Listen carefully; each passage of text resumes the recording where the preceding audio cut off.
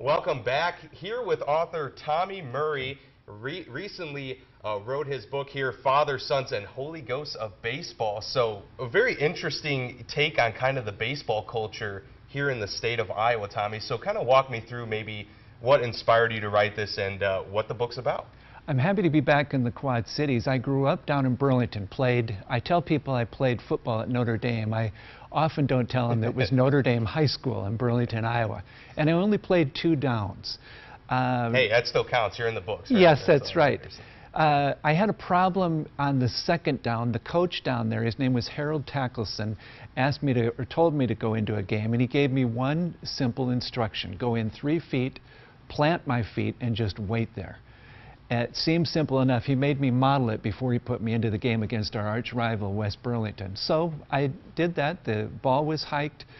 I stood still exactly as he told me to, but all the action was going to the other end of the field, and I was just standing there by myself. So eventually, I decided to chase after the quarterback, who handed the ball to a wide receiver. They did something called a wide reverse, and that guy ran right by me, right by the area that Coach Tackleson had told me to plug, 89 yards for a West Burlington touchdown. I never got to play another down at Notre Dame. But I did get to sit on the end of a very long bench and watch fathers looking down on the game vicariously at their sons, living through their sons' glory, and sons, even though they sometimes were embarrassed of their fathers or angry at their dads, always kind of checking them out at the same time to make certain that they had seen what they had done. So I decided, even then as a junior in high school at Burlington Notre Dame, I was going to write a story about fathers and sons. And I actually started that in 1973. And over the years, though, I began to see that my story would be more appropriate about my uncle, Tommy, for whom I'm named, who was a baseball superstar in the state of Iowa. I understand you're going to be featuring Assumption here later. Absolutely, yeah. And my Uncle Tommy played for the first team to win a state championship of any kind in Iowa for a private school. Until 1943, they kept private and public schools separate when it came to the state tournament. My Uncle Tommy pitched for a Bancroft St. John team that beat Atkins 4-3. Uncle Tommy struck out 11 batters. He had 2 hits, stole a couple of bases. He was a baseball hero. Pretty decent game, huh? Yeah, baseball hero when he came back to Bancroft, Iowa.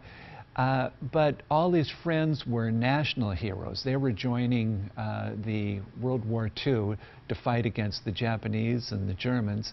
And Uncle Tommy couldn't do that because he had severe juvenile arthritis. But he begged my grandfather to pull strings to get him in, and then he begged the U.S. Army to take him. They did, and in gratitude he took a propane tank and put it on his back, and they sent him over to the Philippines to be a flamethrower. The problem is the Japanese were singling out flamethrowers to shoot and kill, and flamethrowers were easy targets because they went first. Their job was to try to intimidate or scare the enemy into getting out of dug-out positions in ditches or caves or what they called pillboxes. He was shot and killed. And right before the end of the war in 1945, April of 1945, when the message came back to Bancroft, Iowa, it went to the most important person in the community, the parish priest.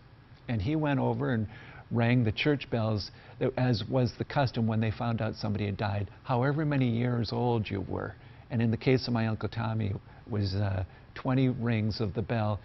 There were a lot of young men fighting in the Philippines at that time and in Germany, so they didn't quite know who it was. But when they took my father and my Uncle Jimmy out of class and took him home, of course, everybody knew. He was a very popular man. And they were supposed to play a game that night against Fort Dodge Public, who had won the state tournament the year before.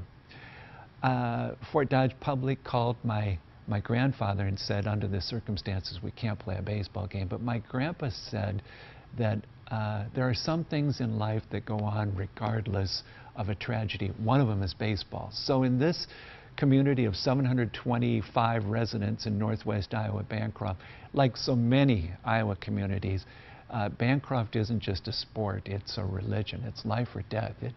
It's something that goes on regardless. So I ended up writing my story about fathers and sons, as I knew I would when I was a junior in high school, except the locale changed from Burlington to Northwest Iowa to a series of small towns up there, and from football to baseball.